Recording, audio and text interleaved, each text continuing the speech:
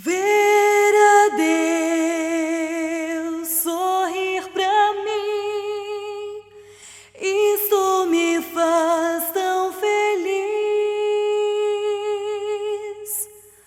Eu vi Deus a sorrir, dando paz a mim. Olá, irmãos e amigos, estamos juntos mais uma vez para o nosso café com Deus. Meu nome é Edivaldo José e hoje gostaria de compartilhar mais uma meditação baseada na carta aos Hebreus, capítulo 7, verso 25. Assim diz a palavra do Senhor.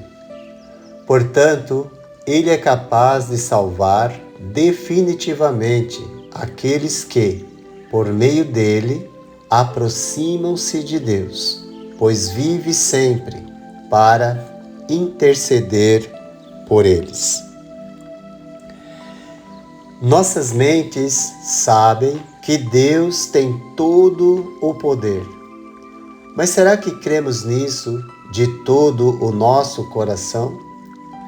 Deus tem poder para salvar todos os que se aproximam dele.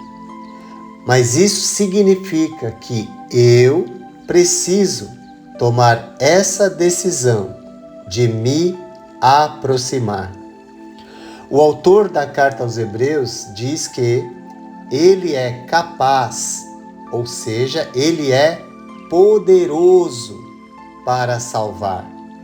A palavra grega dynamai fala de alguém ser capaz, de ter poder pela virtude de sua própria habilidade. Alguém que tem recursos próprios, apto para fazer alguma coisa. Ser competente, forte e poderoso.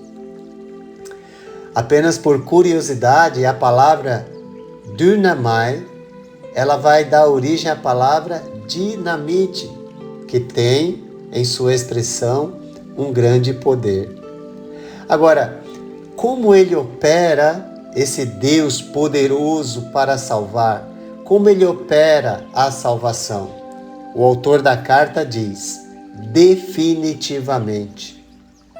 Ou seja, essa palavra aqui, a palavra panteles, ou seja, ela significa perfeitamente, completamente, totalmente. Ou seja, a operação divina para a salvação não deixa espaço para dúvida. Havendo dúvida, procede do humano e não do divino, pois sua operação é perfeita, é completa, é total, é definitiva. Portanto, aquele que se aproxima de Deus precisa crer que Ele existe e que Ele recompensa aqueles que o buscam. Sendo assim, longe de Deus não há fé, pois sem fé é impossível agradar a Deus. Portanto, se não há fé, não há recompensa da parte dele.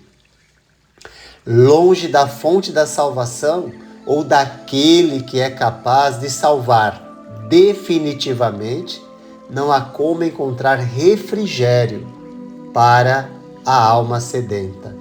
Sem Deus, o que sobra são trevas e tormentos para a alma.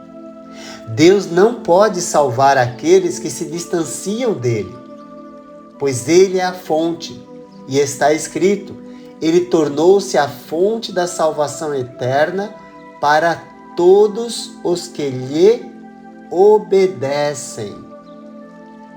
Não podemos desassociar a obediência da fé. Quem tem fé necessariamente obedece a Deus.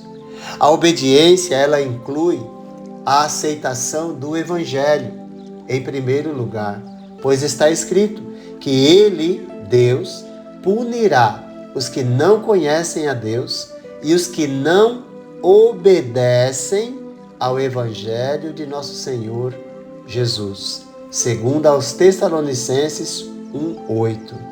É por meio da obediência ao Evangelho que Deus salva. Pois está escrito: o Evangelho é o poder de Deus para a salvação de todo aquele que crê. Romanos 1,16. E quem crê, obedece a Deus. Mas como fazemos isso? Como fazemos para obedecer ao Evangelho? Primeiro, precisamos compreender o que é o Evangelho, que está definido na primeira carta de Paulo aos Coríntios, capítulo 15, versos de 1 a 4, que diz: Irmãos, quero lembrar-lhes o Evangelho que lhes preguei, o qual vocês receberam e no qual estão firmes. Por meio deste Evangelho vocês são salvos, desde que se apeguem firmemente à palavra que lhes preguei. Caso contrário, vocês têm crido em vão. Pois o que primeiramente lhes transmiti foi o que recebi, que Cristo morreu pelos nossos pecados, segundo as Escrituras. Foi sepultado e ressuscitou ao terceiro dia, segundo as Escrituras. Portanto, para obedecer ao Evangelho, é necessário, é preciso reconhecer que, por causa do pecado, eu estou morto. Todo aquele que não reconhece a morte, sepultamento e ressurreição de Jesus permanece no pecado e por isso está morto. Por isso é necessário reconhecer o nosso estado pecaminoso. Preciso ser sepultado para que Deus ressuscite uma nova pessoa.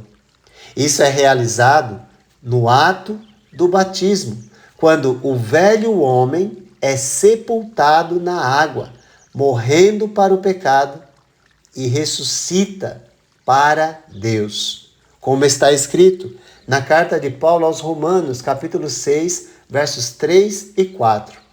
Ou vocês não sabem que todos nós que fomos batizados em Cristo Jesus, fomos batizados em sua morte?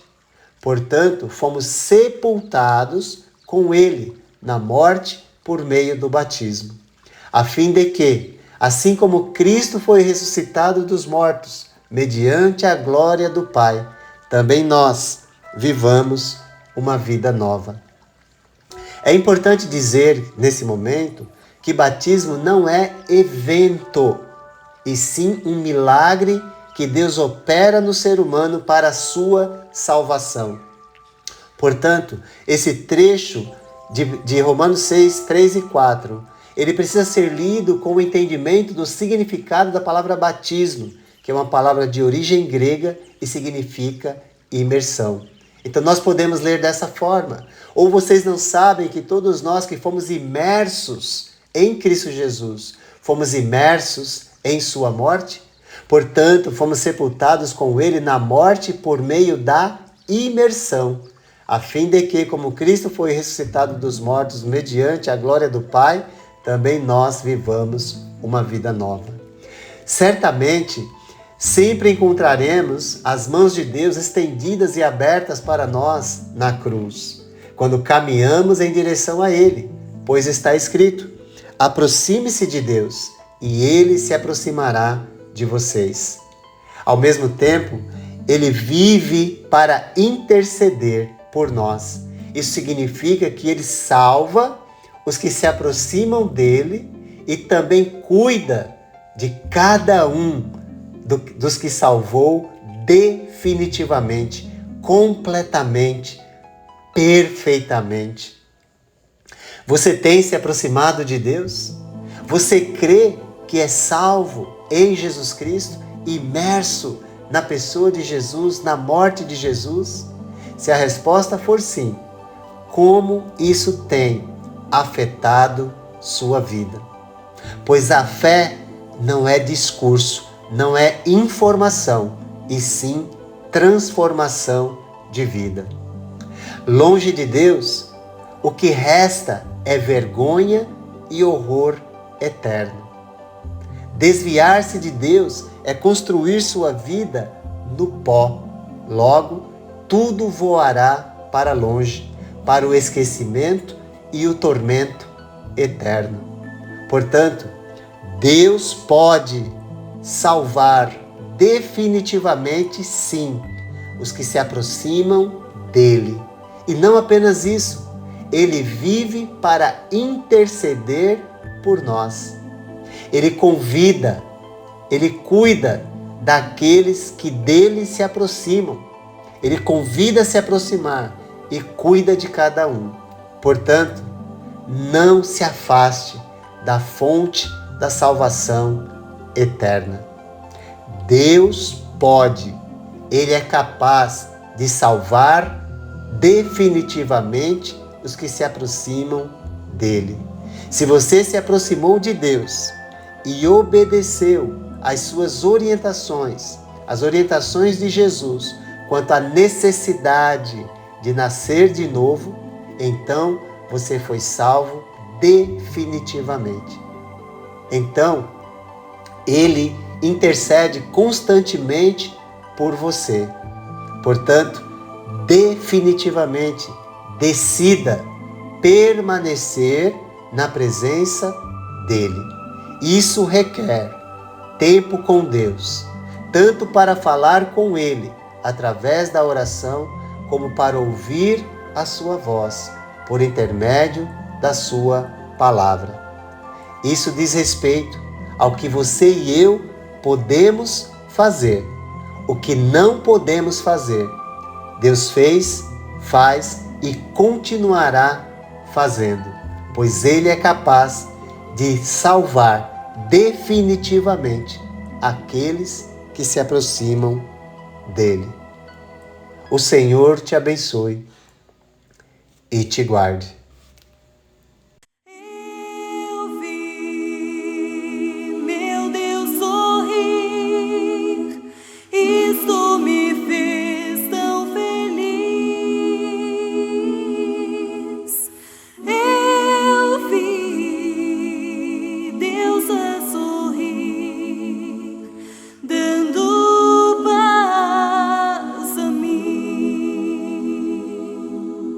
Quão doce graça, quão grande dom, salvar um pecador como eu. Estive perdido, mas alguém me achou. Agora